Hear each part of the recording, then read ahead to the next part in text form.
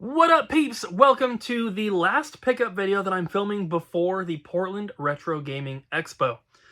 I was not really planning on filming one of these today, but we are setting up tomorrow. So right now it is Wednesday, and I wanted to do this pickup video because I want to get everything kind of put away, and then whatever I get from PRGE can be possibly in its own video, or at least it'll be in the next video. But I kind of just wanted to get through what I have here and just be prepared for the convention. So this is going to be a shorter one, but I would still recommend grabbing a drink or something, grabbing a snack, and we're just going to jump into it. So first up, the stuff that is not actual video games. I have a couple Hot Wheels cars. Not something I normally add to my collection, but this is a... Where does it say it on here? Oh, there we go. This is a House of the Dead and a Super Monkey Ball one. And we have someone that watches the videos that lives in Portland, and they work at a store that they carry like Hot Wheels and stuff. And he actually brought in the full set of these Sega cars and essentially just donated them to my collection. But I told him that if it was okay with him, I was going to share them with some other people because I actually got rid of most of my Sega stuff. And so I ended up keeping these two, House of the Dead and Monkey Ball, but I gave the other ones to Ryan, which was, I believe there was a Space Channel 5 one.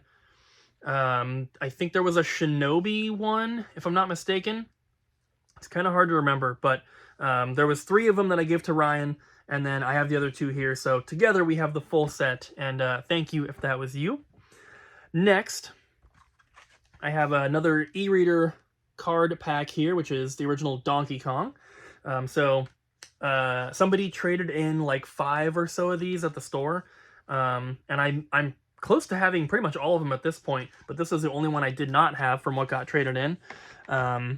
So I think the only ones that I'm really missing now are going to be like the special packs. Like there's Animal Crossing ones, there's some other like Mario Party and stuff like that, but I think all the ones that come in this kind of packaging, like this kind of series, like the old NES style ones, I think that I might have all of them now, which is pretty awesome.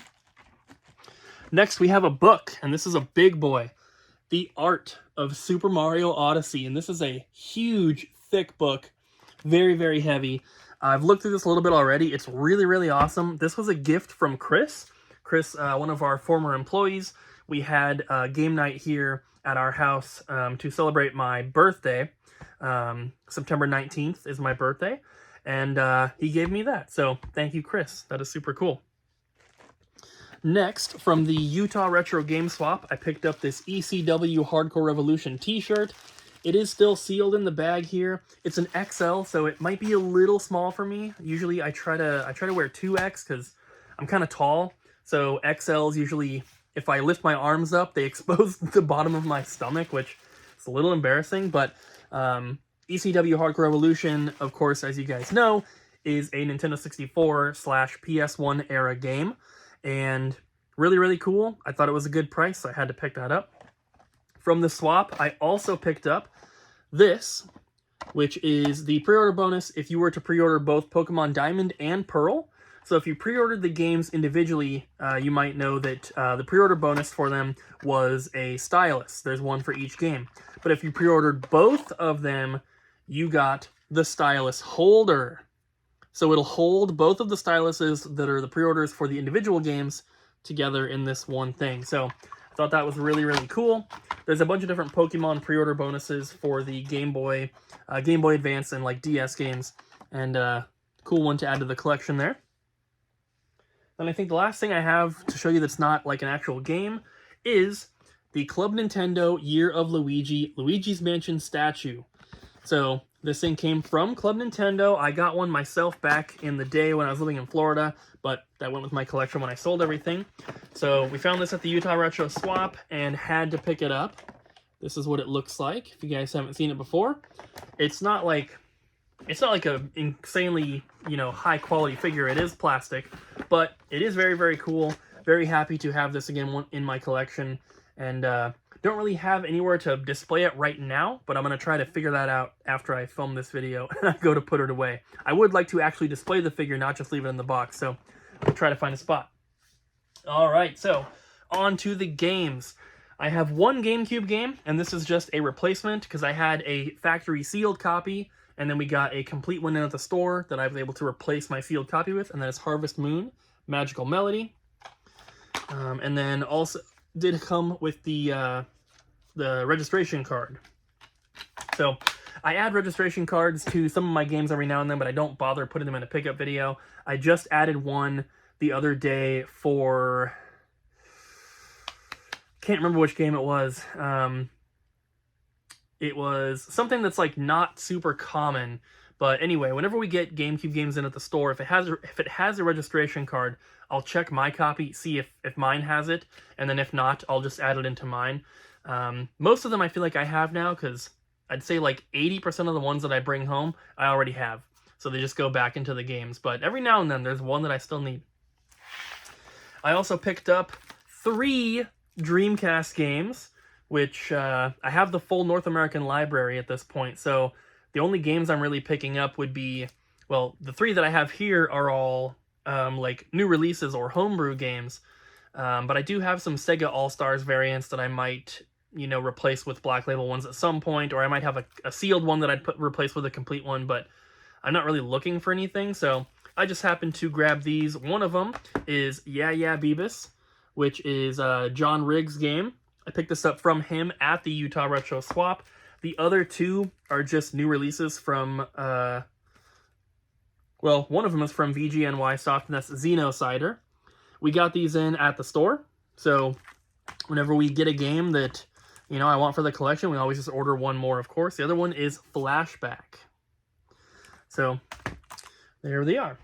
One N64 cartridge. You might be surprised that I didn't have this cartridge, and that is the Majora's Mask non-collector's edition, so it does not have the lenticular label. This is a very nice copy here, and it goes into the box that I had. So I did have the collector's edition of the game, so I have every box, every manual, and every cartridge for the full set, but this is kind of a variant, I guess. I was just missing the cartridge from. I also have, for example, a box for GoldenEye, but it's the Player's Choice version that is missing the Player's Choice cartridge. My original release is complete, but I need the cart for the other one. So there's a couple like that where there's like a weird variant that I just need a cartridge for. I'm just getting them as I come across them.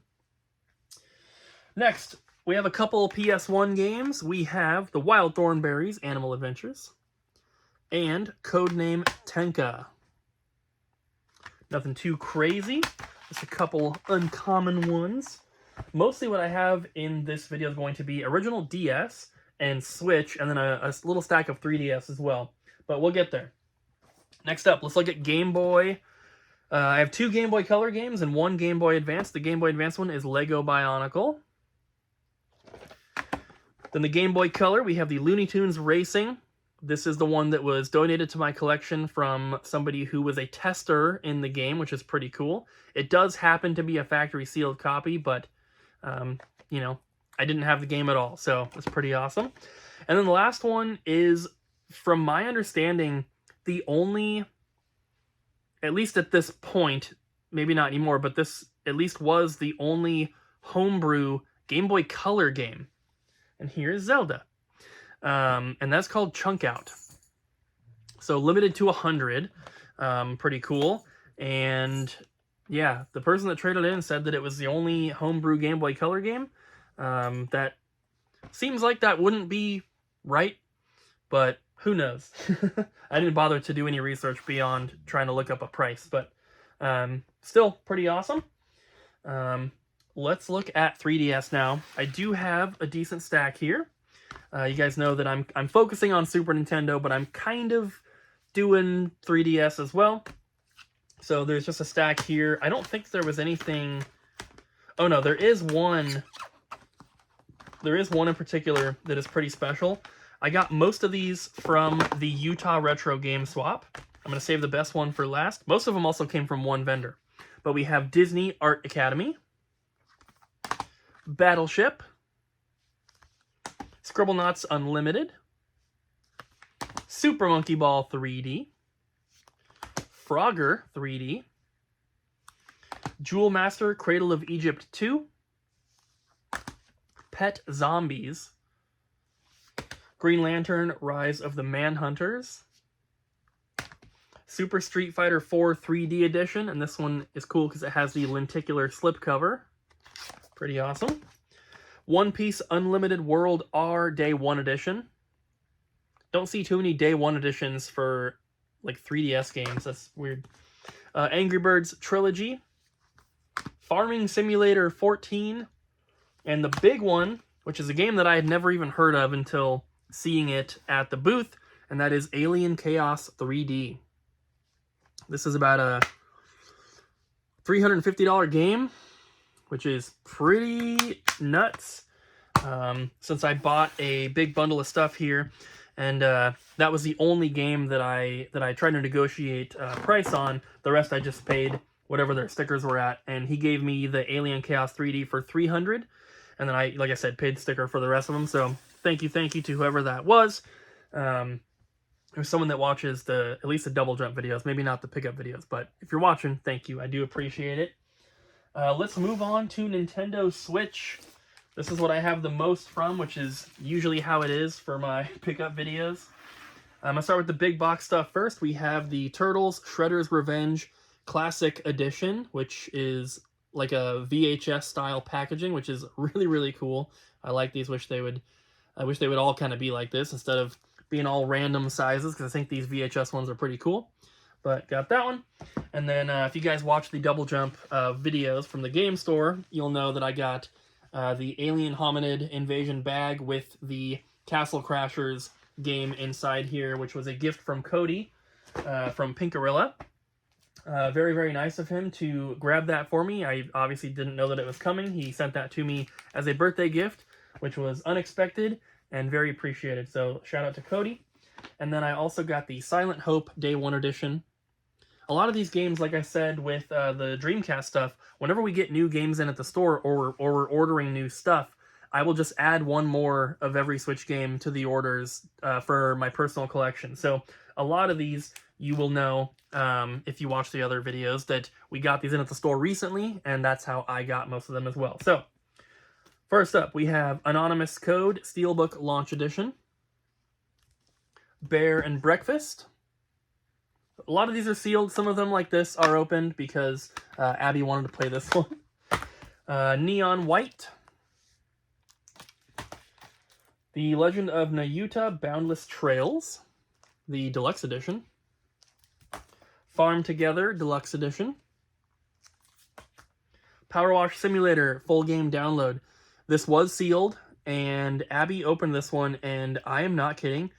She probably has 20 to 25 hours in this game now, and she only started playing it like a week and a half ago.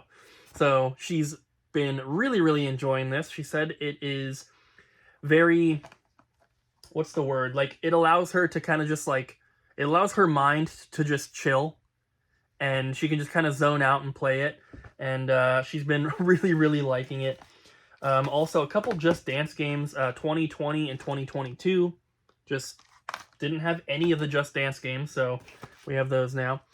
Double Dragon Gaiden Rise of the Dragons. And Monu. It only says Monu on the spine, but I think it's just because they couldn't fit the full title. But here it is. The full title, which is right on the front, is Monu. Defeat monsters and gain strong weapons and armor. You may be defeated, but don't give up. Become stronger. I believe there will be a day when the heroes defeat the Devil King. Super long title. Next is Disgaea 7, Vows of the Virtuous Deluxe Edition.